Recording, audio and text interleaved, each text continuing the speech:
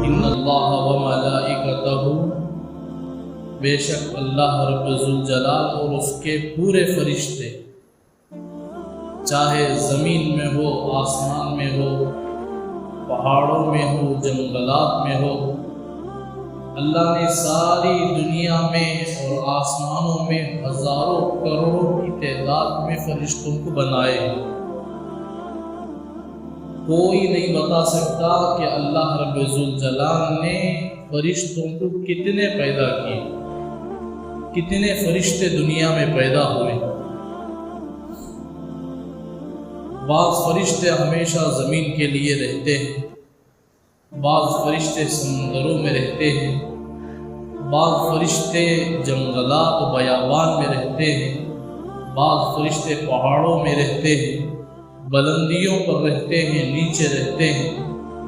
پھر بعض فرشتے اللہ نے آسمانوں میں ٹہرایا ہے، اور بعض فرشتوں کو اللہ رب ذوالجلال نے ساتوں آسمان یعنی عرش پر بلایا ہے، وہاں بھی رکھا ہے۔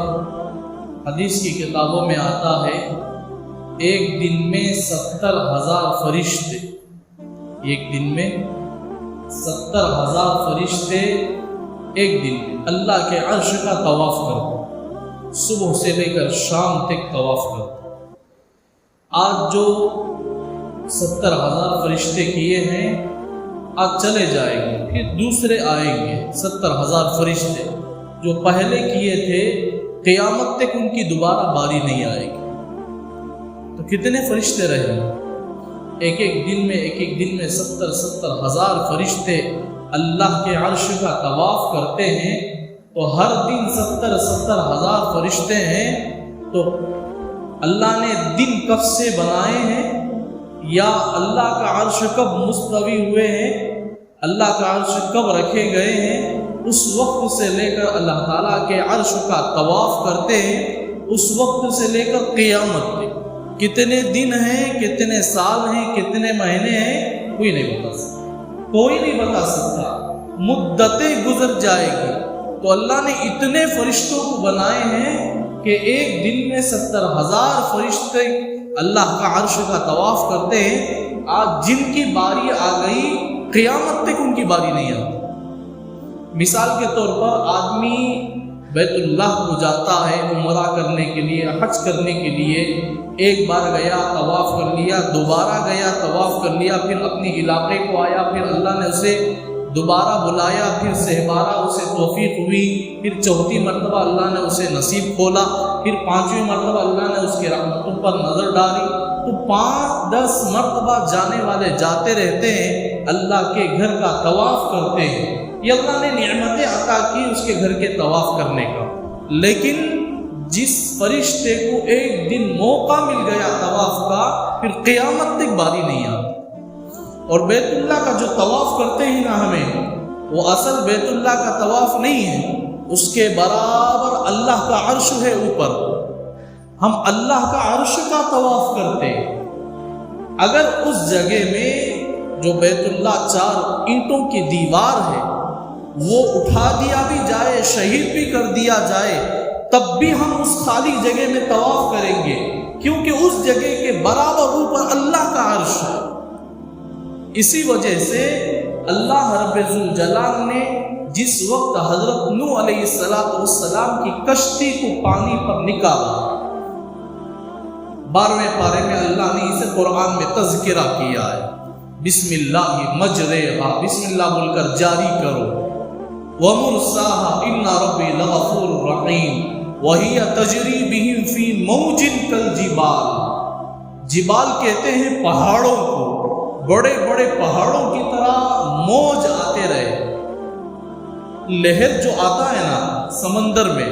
کتنا لہر آتا ہے، بڑا لہر کبھی آتا ہے تو آدمی کو ڈبا دیتا ہے،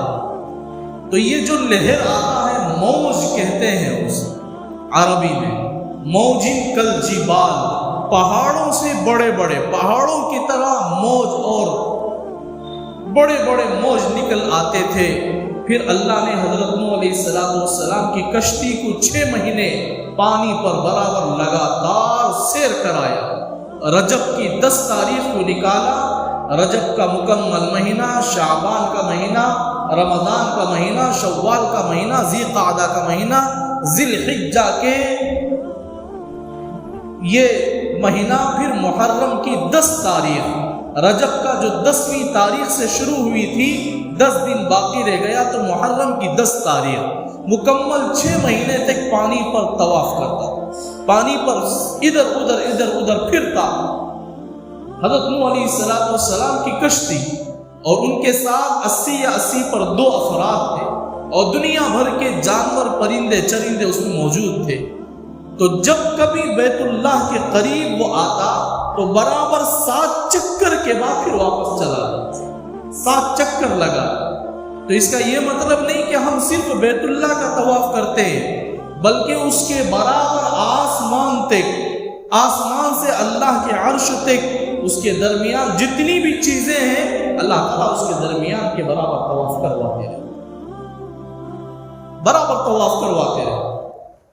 اگر طواف کرنے کی ضرورت نہ ہوتی تو پھر حضرت نوح کی کشتی کو کیوں اللہ طواف کرواتا؟ حالانکہ پانی میں وہ بھی ختم ہو گیا تھا، بیت اللہ بھی ختم ہو چکا تھا، 6 مہینے تک پوری دنیا پانی میں رہی، پوری دنیا پانی، 6 مہینے تک آسمانوں کے قریب پانی چل بسا تھا۔ حضرت نوح علیہ السلام کی کشتی 6 مہینے برابر پانی میں رہی، اور جب کبھی بیت اللہ کے قریب آتا تو وہ اللہ تعالیٰ اس کے برابر 7 چکر کو اسے لگا۔ پانی تو بہت زیادہ تھا، ادھر ادھر چل جاتی کشتی، لیکن پھر بھی اللہ نے بیت اللہ کے جب قریب وہ کشتی آتی تو 7 چکر کے بعد پھر باہر نکالا۔ تو اگر بیت اللہ نہ بھی ہو تو ہم وہاں طواف کر کے رہیں گے، کیونکہ اس جگہ برابر وہ دنیا کا درمیانی حصہ ہے اور اس کے برابر اللہ